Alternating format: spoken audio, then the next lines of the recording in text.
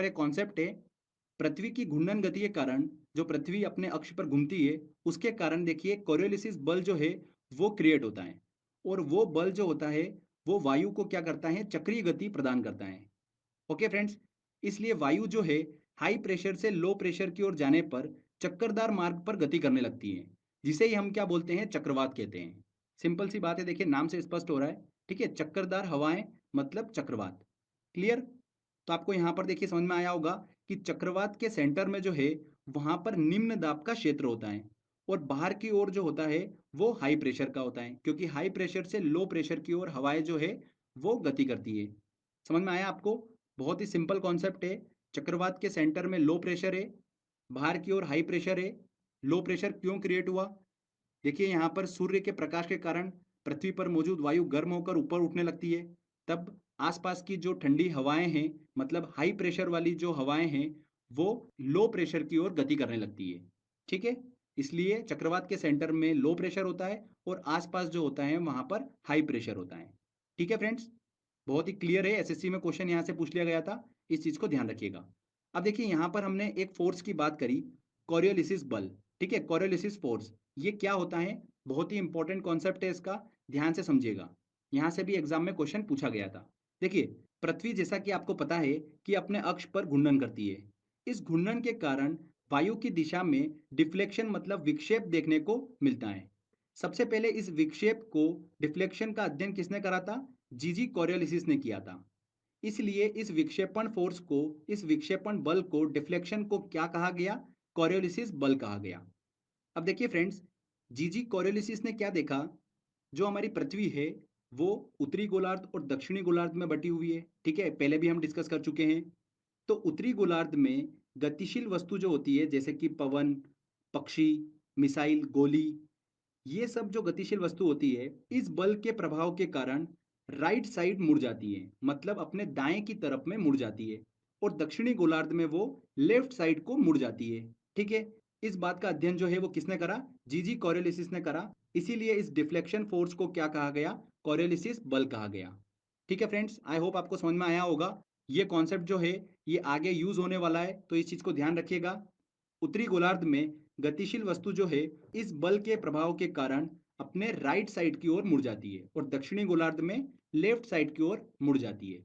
आगे जो हम डिस्कस करने वाले हैं कि चक्रवात में हवा की डायरेक्शन क्या होती है, एंटी साइक्लोन में हवा की डायरेक्शन क्या होती है, वो बड़ी आसानी से आप निकाल पाएंगे अगर आपको ये कॉन्सेप्ट क्लियर होगा तो ये हमने समझ लिया चक्रवात क्या होता है, इसकी उत्पत्ति कैसे होती है। ठीक है, आगे अब बात करते हैं चक्रवात के प्रकारों की। तो देखिए फ्रेंड्स, चक्रवात के दो प्रकार होते हैं, एक होता है उष्णकटिबंधीय चक्रवात और एक होता है शीतोष्ण चक्रवात। ओके, ट्रॉपिकल साइक्लोन और टेम्परेट साइक्लोन। चलिए इनको हम समझ लेते हैं। तो देखिए ये हमारी पृथ्वी है, इसके सेंटर में 0 डिग्री अक्षांश मतलब भूमध्य रेखा, जिसे इक्वेटर बोलते हैं। उत्तरी गोलार्ध में देखिए 23.5 डिग्री अक्षांश, जिसे कर्क रेखा बोलते हैं, ट्रॉपिक ऑफ कैंसर। दक्षिणी गोलार्ध में देखिए 23.5 डिग्री अक्षांश, इसे क्या बोलते हैं? मकर रेखा, ट्रॉपिक ऑफ कैप्रिकॉन।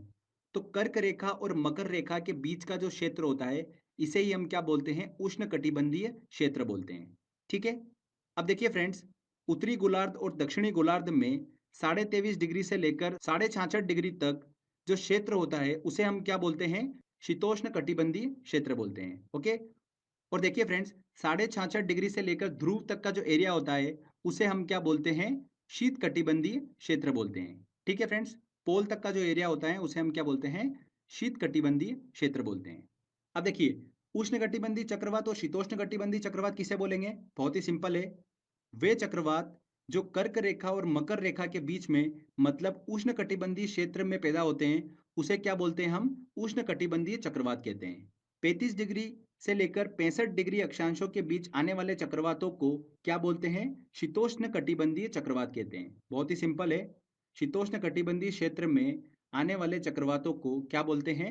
शीतोष्ण कटिबंधीय चक्रवात कहते हैं, 35 डिग्री से लेकर 65 डिग्री अक्षांशों के बीच में। ठीक है, उत्तरी गोलार्ध और दक्षिणी गोलार्ध दोनों में। आगे देखिए फ्रेंड्स, हम बात करते हैं कि चक्रवात के दौरान वायु की दिशा जो होती है वो क्या होती है। यहां से भी एग्जाम में देखिए क्वेश्चन बन जाता है, काफी इंपॉर्टेंट है। यहाँ पर देखिए जो मैंने आपको कॉन्सेप्ट बताया था कोरियोलिसिस बल का, वो यहाँ पर यूज होने वाला है। जी जी कोरियोलिसिस ने देखिए क्या बोला था कि जब भी हवा उत्तरी गोलार्ध में हाई प्रेशर से लो प्रेशर की ओर गति करती है तो वो अपने राइट साइड मतलब दाएं तरफ की ओर मुड़ जाती है। ठीक है फ्रेंड्स, मतलब उसमें डिफ्लेक्शन देखा जाता है राइट साइड की ओर। तो देखिए यहाँ पर राइट साइड की ओर हवा जो होती है वो मुड़ जाती है। अब देखिए इस सर्कल को आप पूरा करिए। तो देखिए ये क्या बना यहाँ पर, घड़ी की सुई के विपरीत डायरेक्शन में, मतलब उत्तरी गोलार्ध में चक्रवात के दौरान हवा की जो डायरेक्शन होगी वो घड़ी की सुई के विपरीत होती है। An academy.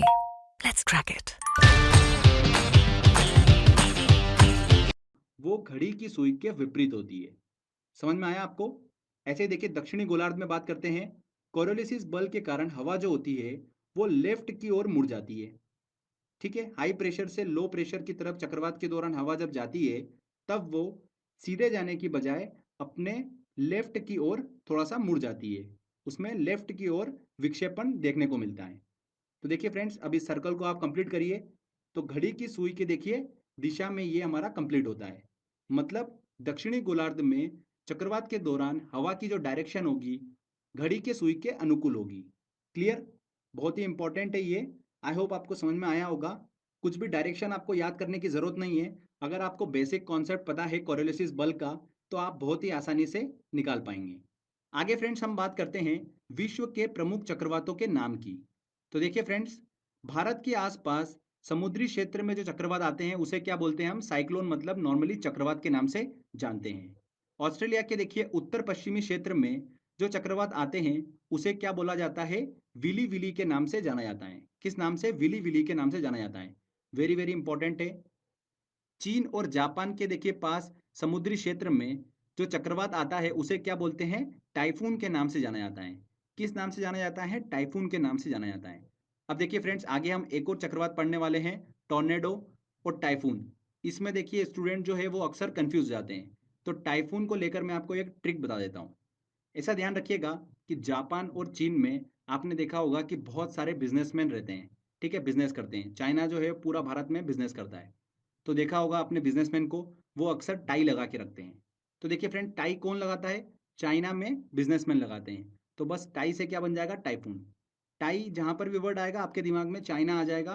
तो आप कभी भी गलत आंसर नहीं टिक करके आएंगे। तो चीन के पास समुद्री क्षेत्र में जो चक्रवात आता है उसे क्या बोलते हैं? टाइफून के नाम से जाना जाता है। आगे देखिए फ्रेंड्स, यूएसए के मैदानी क्षेत्र से जो ठंडी हवा उठती है और मेक्सिको की खाड़ी से जो गर्म हवा निकलती है वो आपस में टकराती है। तो उससे भयंकर चक्रवात का निर्माण होता है। उसे क्या बोलते हैं? टॉर्नेडो बोलते हैं। और टॉर्नेडो जो है वो कैरिबियन सागर में देखने को मिलता है। ठीक है फ्रेंड्स, जब ये टॉर्नेडो मैदानी भाग में इंटर कर जाता है तब इसे क्या बोलते हैं? टॉर्नेडो एली बोलते हैं। देखिए चक्रवात जब समुद्री भाग में है तब उसे वहां पर टॉर्नेडो बोलते हैं। पर जैसे ही मैदानी भाग में इंटर कर जाता है तब उसे टॉर्नेडो एली के नाम से जाना जाता है। टॉर्नेडो एली जो है वो मुख्यतः मिसिसिपी मिसौरी मैदानी क्षेत्र में जो है वो देखने को मिलता है। ठीक है फ्रेंड्स, इस चीज़ को ध्यान रखिएगा। एक और इम्पॉर्टेंट चीज, टॉर्नेडो जो है वो दुनिया का सबसे खतरनाक चक्रवात है। सबसे खतरनाक चक्रवात कौन सा है? टॉर्नेडो है। इसकी तीव्रता जो है वो फुजिटा स्केल का उपयोग करके मापी जाती है। फुजिटा स्केल का उपयोग करके मापी जाती है टॉर्नेडो की तीव्रता। राइट? आगे देखिए फ्रेंड, हम बात करते हैं हरिकेन चक्रवात की। तो ये अटलांटिक सागर में देखने को मिलता है। मैक्सिको, फ्लोरिडा, वेस्ट इंडीज के तटीय क्षेत्रों में नॉर्मली हरिकेन चक्रवात जो है वो देखने को मिलता है। तो फ्रेंड्स ये नाम जरूर ध्यान रखिएगा आप। एक और इम्पॉर्टेंट चीज, हरिकेन की जो तीव्रता है वो सेफिर सिम्पसन स्केल से मापी जाती है। किससे मापी जाती है? सेफिर सिम्पसन स्केल से। ओके। हरिकेन प्रायः 1 जून से लेकर 30 नवंबर तक देखने को मिलते हैं। तो फ्रेंड्स ये देखिए विश्व के प्रमुख चक्रवातों के नाम हमने डिस्कस करे कि चक्रवातों को किस एरिया में किस नाम से जाना जाता है। ओके। आगे बात करते हैं फ्रेंड्स हम प्रति चक्रवात मतलब एंटी साइक्लोन की। बहुत ही सिंपल है, जैसा कि नाम से स्पष्ट है, साइक्लोन का उल्टा। मतलब देखिए चक्रवात के सेंटर में हमने बात करी थी कि लो प्रेशर होता है और आसपास जो होता है वो हाई प्रेशर होता है। अगर हम प्रति चक्रवात की बात करेंगे तो यहाँ पर सेंटर में हाई प्रेशर होता है और आसपास जो होता है वो लो प्रेशर होता है। तो हवाएं जो है वो हाई प्रेशर से लो प्रेशर की ओर जाती है। मतलब प्रति चक्रवात में हवाएं जो है वो फैलती हुई हमको दिखाई देती हैं। प्रति चक्रवातों में मौसम जो होता है वो पूरी तरीके से साफ होता है। जबकि चक्रवातों में क्या होता है? चक्रवातों के दौरान तेज मूसलाधार बारिश जो है वो हमको देखने को मिलती है। अच्छा, एक इंपॉर्टेंट चीज़ और ध्यान रखिएगा यहाँ पर, चक्रवातों के दौरान जो तेज वर्षा होती है, उसे हम क्या बोलते हैं? फ्रंटल रेन बोलते हैं। क्या बोलते हैं? फ्रंटल रेन बोलते हैं। मतलब वाताग्र वर्षा जो है, उसे कहा जाता है। साइक्लोन का जो सेंटर होता है, चक्रवात का जो केंद्र होता है, उसे चक्रवात की आँख कहा जाता है, जो कि वर्षा रहित क्षेत्र होता है। वहाँ पर वर्षा नहीं होती है, उसके सेंटर में। ठीक है? तो ये हमने डिस्कस करा फ्रेंड्स, प्रति चक्रवात क्या होता है? अगर प्रति चक्रवात में देखिए हवा की डायरेक्शन की बात करें हम, तो बहुत ही सिंपल है। चक्रवात का जस्ट आपको उल्टा करना है। उत्तरी गोलार्ध में और दक्षिणी गोलार्ध में हवा की डायरेक्शन क्या होगी, अब बिल्कुल आसानी से आप निकाल सकते हैं। Okay. Google Pay for Business. Receive 200 rupees on Google Pay. Okay, आगे देखिए फ्रेंड्स, कुछ इंपॉर्टेंट पॉइंट्स और मैं डिस्कस करूंगा, उसके बाद हम टेस्ट की ओर चलेंगे। तो देखिए, उत्तर पश्चिम प्रशांत सागर जो है, वो सबसे ज़्यादा एक्टिव बेसिन है चक्रवात के लिए। वहाँ पर सबसे ज़्यादा विश्व के चक्रवात जो है वो जन्म लेते हैं। कहाँ पर? उत्तर पश्चिम प्रशांत सागर में। इसके बाद देखिए, उष्णकटिबंधीय क्षेत्रों में जो दक्षिण अटलांटिक सागर है और दक्षिणी पूर्वी प्रशांत क्षेत्र है, इसमें चक्रवातों की उत्पत्ति नहीं होती है। क्यों नहीं होती है? तो ध्यान रखिएगा, सी की जो सरफेस होती है वो बहुत ही ज़्यादा ठंडी होती है, मतलब उसका टेम्परेचर जो होता है वो बहुत ज़्यादा कम होता है, मतलब प्रेशर यहाँ पर ज़्यादा होगा। तो इस वजह से यहाँ पर चक्रवात जो है वो नहीं देखने को मिलते हैं। Clear friends? उष्णकटिबंधीय क्षेत्र में ध्यान रखिएगा, दक्षिणी अटलांटिक सागर और दक्षिणी पूर्वी प्रशांत क्षेत्रों में चक्रवात जो है प्रायः उत्पन्न नहीं होते हैं। इसके बाद देखिए, चक्रवातों की शक्ति का मापन जो है वो किस स्केल पे किया जाता है? तो ध्यान रखिएगा, टी स्केल पर चक्रवातों की शक्ति का मापन जो है वो किया जाता है। तो फ्रेंड्स देखिए, यहाँ पर हमारा ये चक्रवात और प्रति चक्रवात मतलब साइक्लोन और एंटी साइक्लोन वाला थ्योरी सेक्शन कंप्लीट होता है। आई होप आपको समझ में आया होगा। चलिए फ्रेंड, अब हम टेस्ट की ओर चलते हैं और सारे इंपॉर्टेंट क्वेश्चन सॉल्व करते हैं जो लास्ट ईयर एग्जाम में क्वेश्चन पूछे गए और जो पूछे जा सकते हैं। तो चलिए टेस्ट